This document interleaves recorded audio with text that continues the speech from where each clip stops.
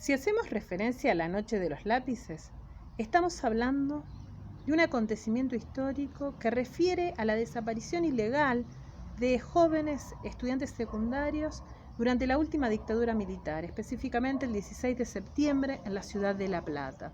Un acontecimiento que fue difundido especialmente a partir del testimonio de uno de sus sobrevivientes, Pablo Díaz, testigo en el juicio a las juntas. Y allí relató la desaparición de sus compañeros, las vejaciones, las torturas, digamos, la dinámica represiva en los centros clandestinos de detención ocurridos en la dictadura entre 1976 y 1983, y fundamentalmente en esos primeros meses. Sin embargo, yo quisiera detenerme en algún aspecto sobre el cual se ha echado menos luz y que tiene que ver con las experiencias de jóvenes durante los años 70, fundamentalmente las experiencias políticas, que fueron muy importantes en términos de prácticas contestatarias, formas de participación, activación en distintos espacios, pero fundamentalmente en las escuelas secundarias.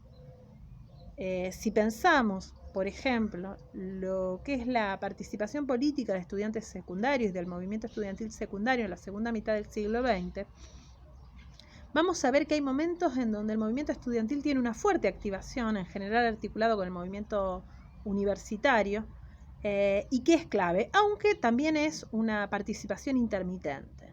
Hay dos momentos que para mí son claves.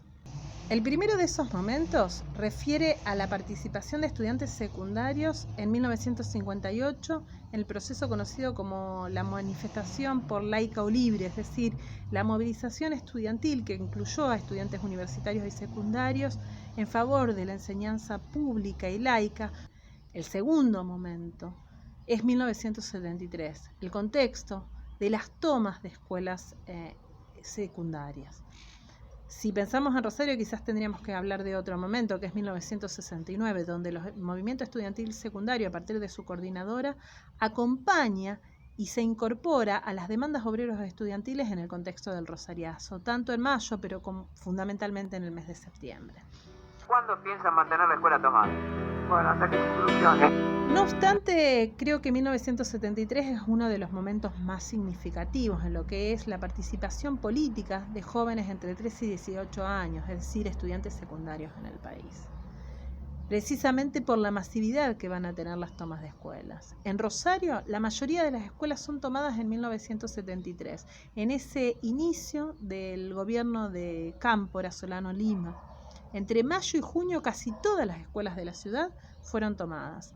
Normales, nacionales, preuniversitarias, estamos hablando del Politécnico, del Superior, de la Agrotécnica, de las escuelas técnicas 3, las 5, de escuelas religiosas como el San José. Inclusive, aunque la curia había decidido cerrar las escuelas. Y la escuela recientemente creada, secundaria, Constancio Vigil, también formó parte de esas tomas. Había un proceso de movilización muy intenso en esas escuelas y tiene quizás una significación más. Es un momento en que los estudiantes secundarios empiezan a hacer una agenda de demandas específica, autónoma, diferenciada incluso del movimiento universitario, que le permite salir con propias reivindicaciones a la calle.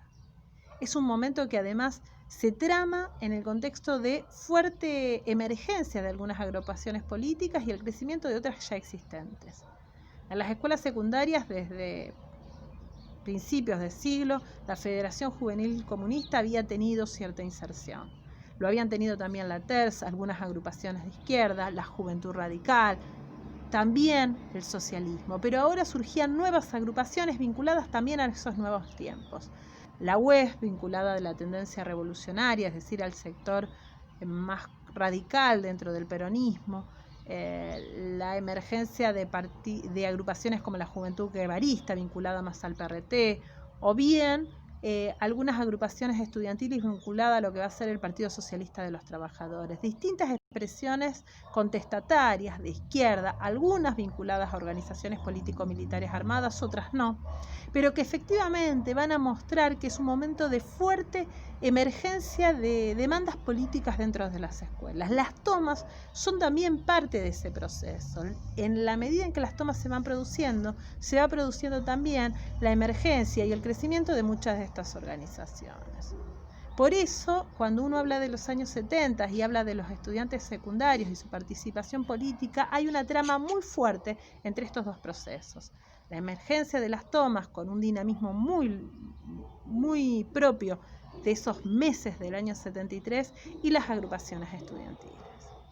No obstante, cuando hablamos de las tomas tenemos que pensar en una periodización que vaya desde finales del año 72, cuando empiezan a darse las primeras debates al interior de los estudiantes o de las agrupaciones estudiantiles sobre una organización pro centro de estudiantes, las tomas y un tiempo que por lo menos podríamos pensar hasta fines del año 73, cuando se empiezan a organizar estos centros de estudiantes y a hacerse las elecciones. Si quisiéramos pensar en una periodización más larga, tenemos que pensar por lo menos hasta el año 74, 75, cuando se dan las últimas luchas del movimiento estudiantil previo a la integración en la cartera del Ministerio de Educación de Oscar Ivanišević, que empieza un proceso de repliegue dentro de ellas. Pero ese momento entre fines del 72 y mediados del 74, principios del 75, es un momento de gran crecimiento de la movilización estudiantil secundaria. Las tomas aparecen como un momento concéntrico de todo eso. Participar de las tomas activó a muchos estudiantes y los habilitó a pensar políticamente y a pensarse políticamente. Y esta es mi vida, queriendo cada vez más lo que se necesita, una educación mejor, una vida distinta, la revolución social, pero creo que falta mucho. Primero tenemos que cambiarnos nosotros por dentro, dejar de boludeces, pensar en cosas concretas e importantes. No como hoy una piba de la escuela tenía una poesía que más boluda imposible, y tus labios rozaron los míos y nuestros ojos se miraron y qué sé yo, qué otras estupideces más. Si estos son los jóvenes del futuro, mejor que no vengan, porque si no ya veo qué revolución vamos a hacer. Pensemos que eran muy jóvenes e ir a la toma no era fácil. Algunas de las chicas mentían y le decían a sus padres que iban a dormir de una amiga. Otras, sus padres les prohibían ir a la toma y su forma de participación era de día, acompañando la mateada del desayuno. Muchas tienen ahí y muchos tienen ahí sus primeros inicios en la vida política, en la participación política, sus primeros acercamientos a compañeros, amigos, formas de sociabilidad que se van a constituir en las tramas sobre las cuales van a plantear sus propias experiencias de vida. En ese sentido, esos años son muy ricos para pensar una sociabilidad diferente de estos y estas jóvenes, donde la amistad, el noviazgo, las relaciones de pareja también se debaten en un contexto de discusión del debate político, que son muy significativos a la hora de construcción de sus propias prácticas y experiencias. Ese momento de fuerte efervescencia va a tener como eje o como clave algunas demandas muy fuertes. La creación del centro de estudiantes es la primera. La exhibición con 6 en la mayoría de las escuelas donde eso no ocurría. La gestación de nuevas relaciones con las autoridades institucionales, el cuestionamiento a algunos docentes, el cuestionamiento a algún tipo de currículum, el reclamo por un cambio en la vestimenta dentro de la escuela. Van a ser algunas de esas demandas, muchas generalizadas, otras mucho más específicas en términos de cada una de las escuelas. No obstante, permitieron organizar la Coordinadora Única de Estudiantes Secundarios, que funcionó por lo menos en la ciudad de Rosario entre 1973 y 1975. Una coordinadora que aglutinó a un conjunto de estudiantes en torno a algunas demandas. La más significativa a nivel general, el medio boleto estudiantil. El medio boleto no fue, en todo caso, el puntapié inicial de la participación política de estudiantes, sino quizás el resultado de un proceso mucho más complejo, más dinámico, que hizo del boleto estudiantil una de las consignas centrales, por lo menos hacia el año 75, pero que tenía que ver con todo un proceso de activación política previa. Hay algunos momentos claves que cuando uno entrevista a quienes fueron jóvenes en esos años y participaron de estas experiencias, aparecen en términos de cómo se movilizaron en la calle. Uno tiene que ver con las movilizaciones por el medio boleto, pero otra es, por ejemplo, la movilización el 11 de septiembre de 1973 contra el golpe de Estado en Chile. Digamos que las demandas a veces excedían a lo que tenían que ver con las reivindicaciones propias e incorporaban aspectos que tenían que ver con la política nacional e incluso internacional. Lo interesante, en todo caso, de este proceso es poder entender qué pasa con los y las jóvenes en aquellos años. Es necesario para mí reponer en la trama de la historia de la Noche de los Lápices ese proceso de activación política. No para suponer que hay una relación de causa-efecto. No es que porque los pibes se movilizaron políticamente, la dictadura los reprimió. No es esa la secuencia que hay que leer.